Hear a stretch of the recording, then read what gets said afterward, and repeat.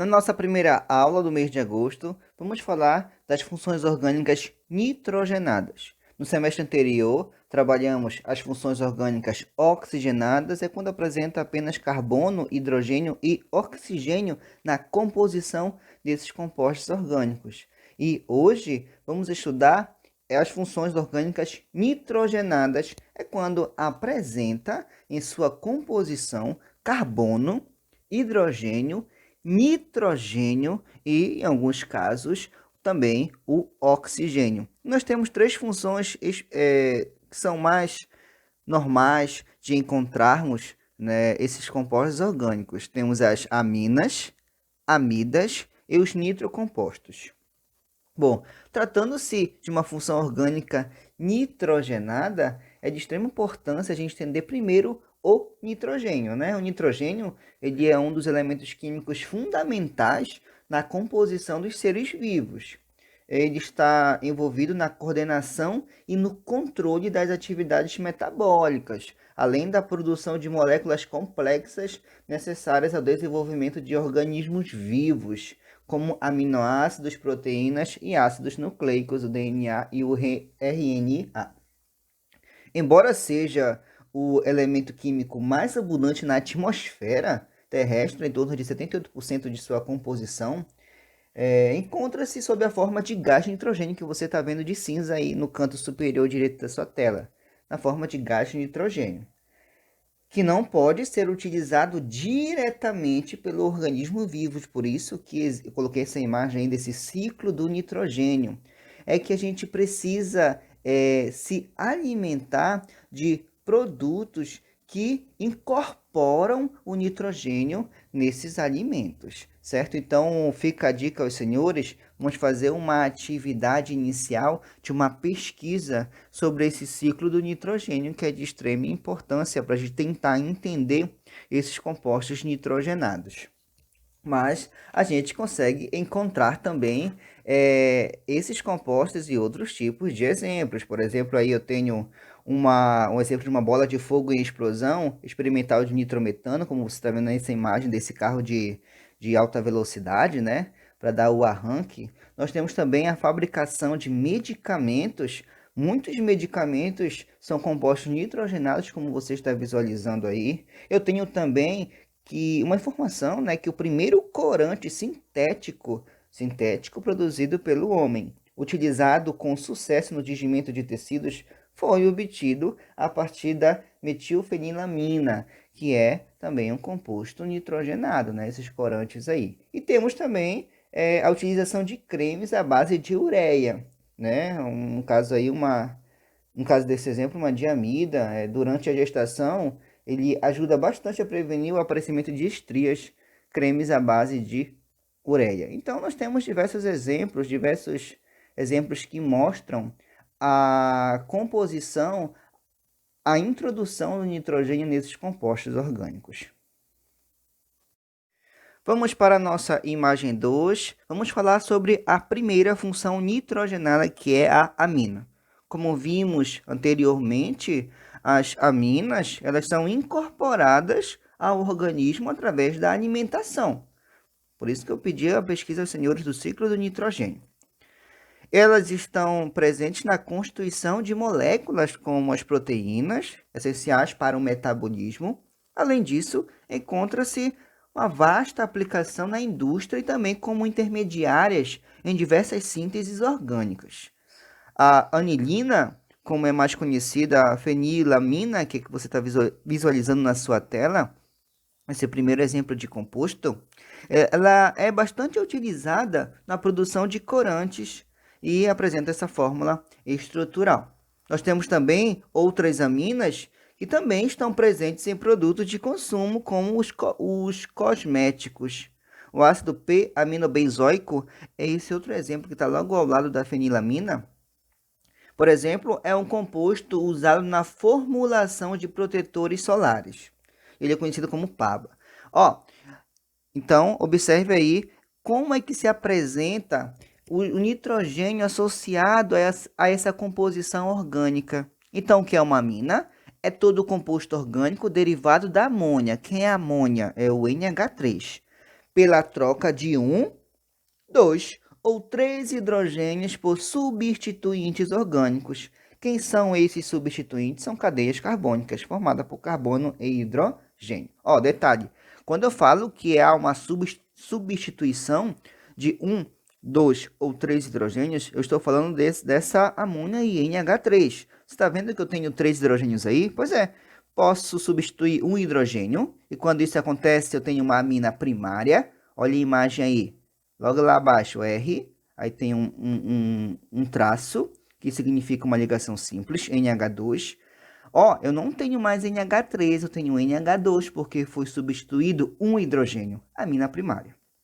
Na imagem do meio, eu tenho aí a substituição por substituintes orgânicos de 2 hidrogênios, por radicais, por cadeias carbônicas. Então, eu tenho aí uma amina secundária. Observe que já saiu mais de um hidrogênio. E, por fim, nessa última imagem, eu tenho uma amina terciária. E a amina terciária ocorre quando eu tenho a substituição de 3 hidrogênios por substituintes orgânicos. Tá bom? E esses substituintes, reforçando, são cadeias carbônicas. Então, meus queridos, essa é a amina, né? Que é um composto orgânico, né? Que apresenta esse nitrogênio na composição. E nesse caso aí, nesses exemplos, eu só tenho carbono, hidrogênio e nitrogênio na sua composição, né? No caso da fenilamina, ok? Nós temos lá em cima a participação do oxigênio, mas ele não está ligado ao nitrogênio em si. Entenderam? Então, aminas primárias, um hidrogênio substituído, aminas secundárias, 2 hidrogênios substituídos e aminas terciárias, 3 hidrogênios substituídos. Vamos para a nossa imagem 3, que vai falar sobre as propriedades físico-químicas das aminas. Bom, primeiro a gente sabe que o identificador de uma amina é quando eu tenho o nitrogênio, perceptível aí, ligado, o nitrogênio é o N, tá, galera?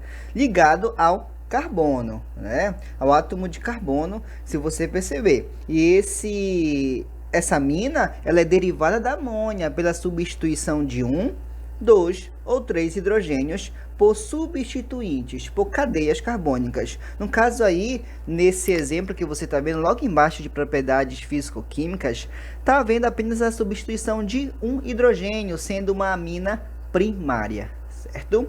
Ah, professor, o que significa essa bolinha que está em cima do nitrogênio, que está abaixo do carbono e que está com os hidrogênios? Isso significa carga parcial. Isso significa o tipo de interação que acontece entre as aminas, que é o tipo de interação, as aminas primárias e secundárias fazem a interação chamada de ligação de hidrogênio. Ligação de hidrogênio acontece quando eu tenho uma diferença gritante, vamos dizer assim, da eletronegatividade do nitrogênio, né, com o carbono e o hidrogênio. O nitrogênio, ele apresenta uma carga parcial negativa. O carbono, carga parcial positiva, por ser menos eletronegativo que o nitrogênio. O hidrogênio, carga parcial positiva, por ser também menos eletronegativo que o nitrogênio. Por isso que o nitrogênio possui uma carga parcial negativa. Por isso, devido à sua maior eletronegatividade. Logo, posso dizer que as aminas, elas são polares. São polares devido à maior eletronegatividade do nitrogênio em relação ao hidrogênio e ao carbono. Ok? Bom, vamos falar agora sobre logo abaixo desse tipo de interação que eu acabei de falar aos senhores. É bom saber que as aminas primárias e secundárias fazem ligação de hidrogênio. As aminas terciárias não fazem esse tipo de ligação, porque os 3 hidrogênios da amônia, que vai ser substituído para formar esses compostos nitrogenados, já estão ocupados por substituintes orgânicos, que são cadeias carbônicas. No caso, a ligação de hidrogênio acontece apenas com as aminas primárias e secundárias. E detalhe, a solubilidade das aminas alifáticas, elas são solúveis em solventes orgânicos, em especial os solventes polares. Assim, a maioria das aminas alifáticas, ela exibe alguma solubilidade em água. mas essa solubilidade diminui com o aumento do número de átomos de carbono. É aquela mesma história. Quando começa a aumentar a cadeia carbônica, a interação vai diminuindo, essa força que mantém esses átomos unidos, fazendo com que o tipo de interação e a polaridade ocorra uma mudança bem significativa.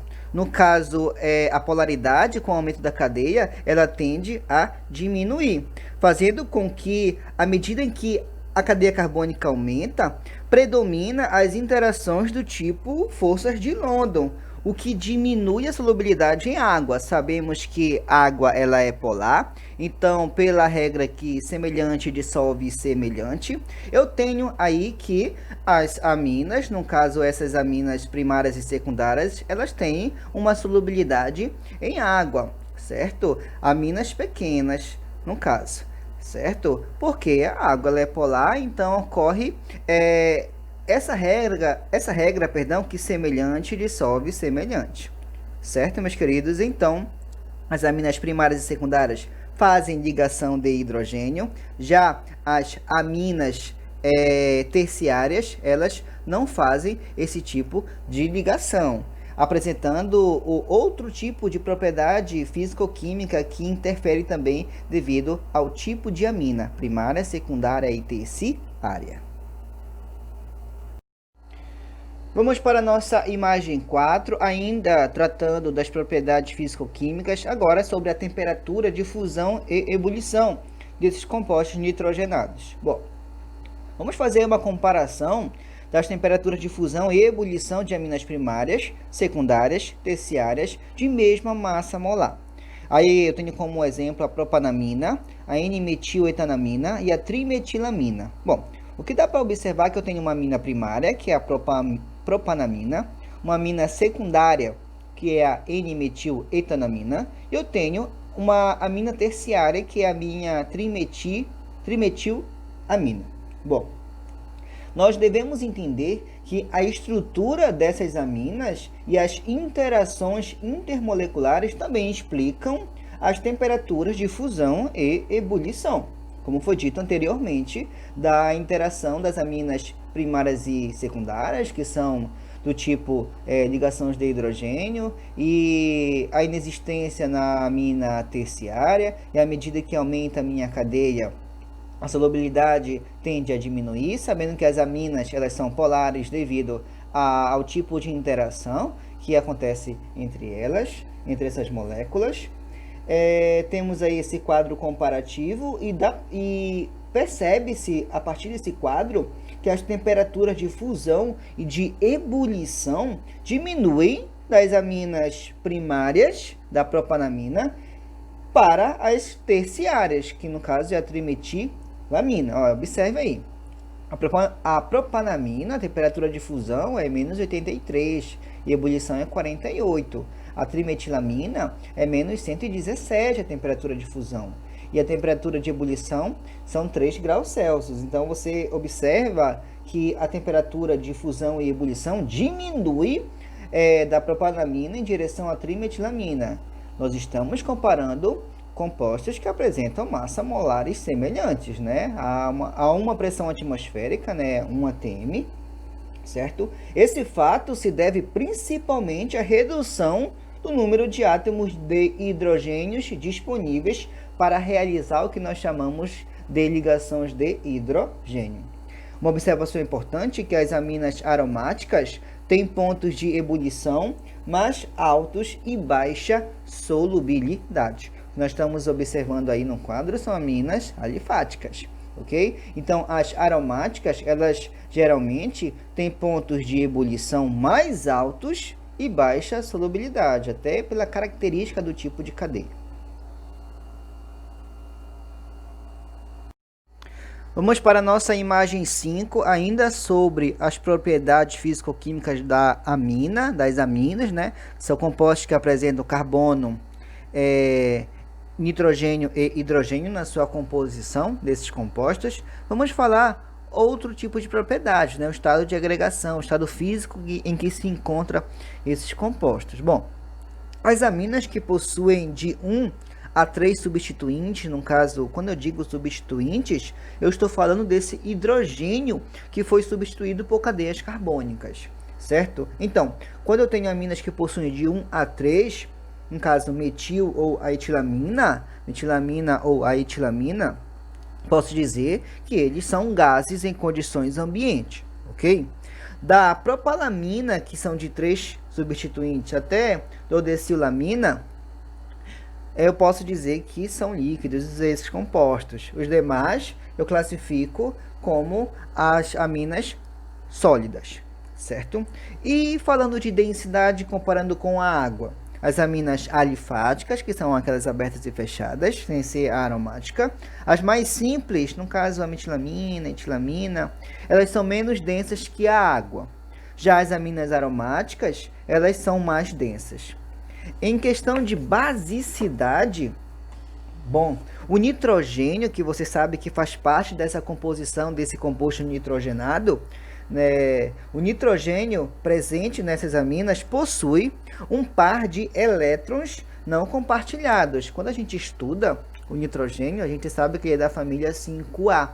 E se ele fazer uma substituição de hidrogênio, continua com esses dois pares de elétrons não compartilhados. Certo, meus queridos? Eu estou falando do derivado da amônia, do NH3. O nitrogênio sempre vai ter dois parezinhos de elétrons compartilhados lá, que não foram compartilhados no momento dessa ligação, no momento da busca dessa estabilidade eletrônica, porque ele já alcança, pela teoria do octeto, ele já alcança 8 elétrons nessa camada de valência, então fazendo com que ele alcance a sua estabilidade eletrônica, ok? Então, o nitrogênio, ele possui um par de elétrons não compartilhados, o que permite que as aminas atuem como uma base de Lewis, certo? Porém, é bom você dar uma pesquisada sobre essa ideia de base de Lewis. Isso a gente estuda em inorgânica e também dentro de orgânica, basicidade e acidez. No caso aqui eu estou falando da basicidade, algo básico, ok? Base de Lewis. Por esse motivo, elas podem reagir com ácidos fortes, como você está vendo na imagem. Eu tenho a etanamina, né? Etanamina que possui 2 carbonos, eu tenho NH2, aquoso, em meio aquoso.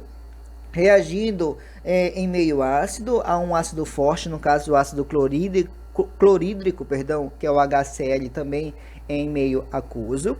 Vai me formar, aí tem uma setinha, o cloreto de etilamônio, beleza?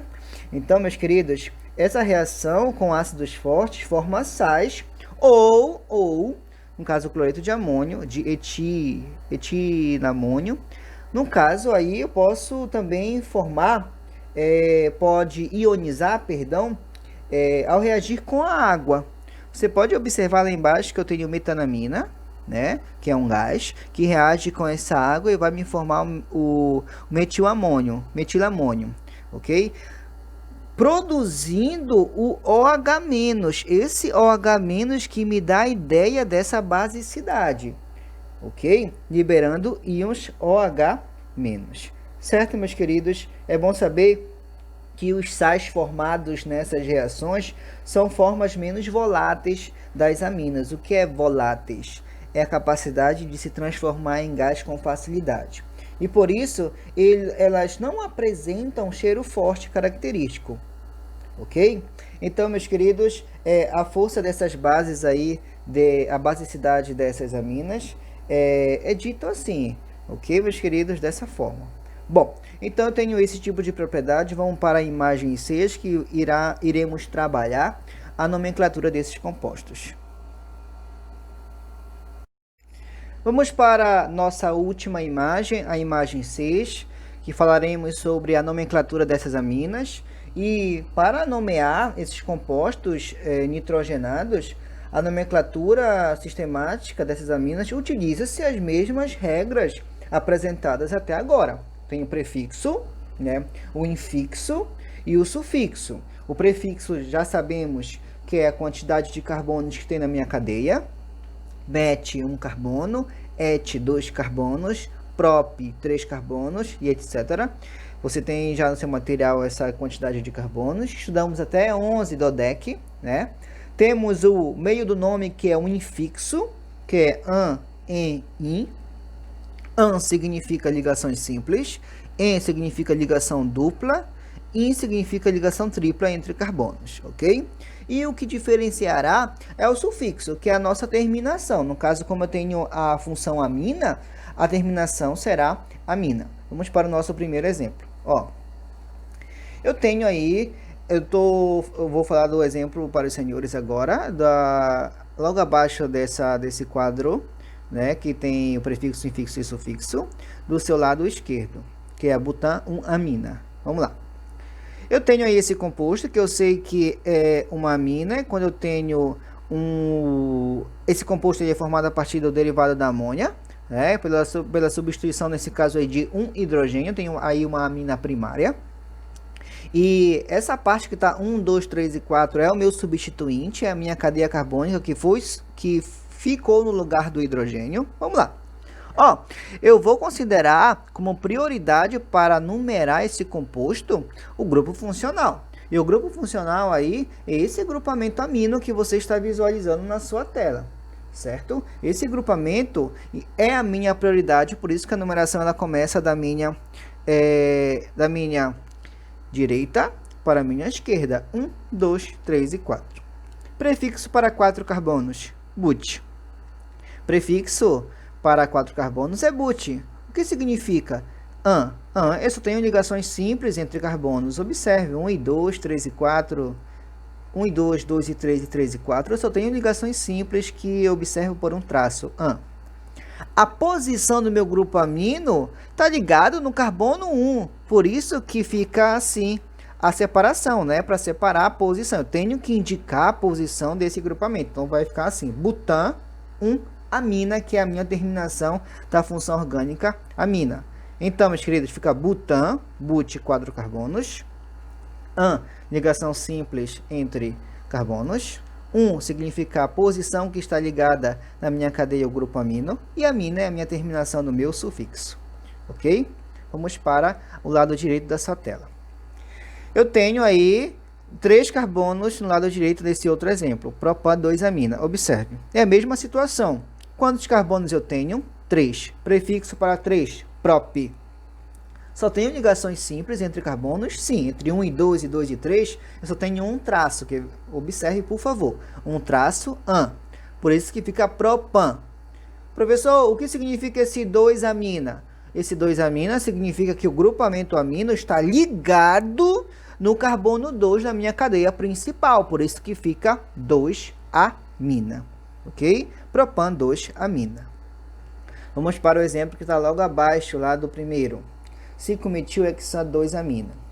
Por que a minha numeração começou da minha direita para a minha esquerda? Porque a minha prioridade é o meu grupo funcional. A minha prioridade aí não é a ramificação, é o meu grupo funcional. Por isso que a minha numeração ela começa da minha direita para a minha esquerda. 1, 2, 3, 4, 5 e 6. Como ficará esse nome? Ficará assim, 5-metil. 5 é a posição do meu radical, que está ligado, né? No caso, um metil, já vimos isso. O meu metil está ligado no carbono 5, por isso que é 5-metil. Hex, que é a minha cadeia principal, ela possui 6 carbonos. An, só ligações simples entre carbonos. E 2-amina é a minha posição do meu grupamento amina. Então, ficará 5-metil, hexa 2-amina. Vamos para o nosso último exemplo aí. Para aminas secundárias e terciárias, nomeia-se, existe outra forma de nomeação, certo? Existem outras nomenclaturas aceitas pelo IUPAC que regulamenta esses nomes. Para essas aminas secundárias e terciárias, nomeia-se os substituintes da mesma maneira em ordem alfabética, ok? Se forem iguais, nós utilizaremos o prefixo di e tri, etc. Pode-se usar o símbolo N, por isso que eu coloquei esse exemplo, para ressaltar quais substituintes estão ligados ao nitrogênio, certo? A cadeia principal é a que contiver o maior número de átomos de carbono. E a numeração se inicia na extremidade mais próxima do grupo funcional, como se vê aí nesse exemplo. Ó, nesse exemplo, no caso aí, nem tanto, porque eu tenho 3 substituintes aí, sendo CH3. Por isso que pode ficar tri, porque são 3 iguais, Metil, porque esse radical é metil, terminação amina, trimetilamina, por isso que é esse nome. Ou NN, esse N é o símbolo que indica os substituintes ligados ao nitrogênio, que no caso são dois iguais, NN di. O que significa esse di? Que eu tenho dois radicais metil, CH3, CH3, ligado ao nitrogênio. Eu estou olhando para o último exemplo lá embaixo. NN dimetil, ok? Porque o radical ele é metil, dimetil porque são dois.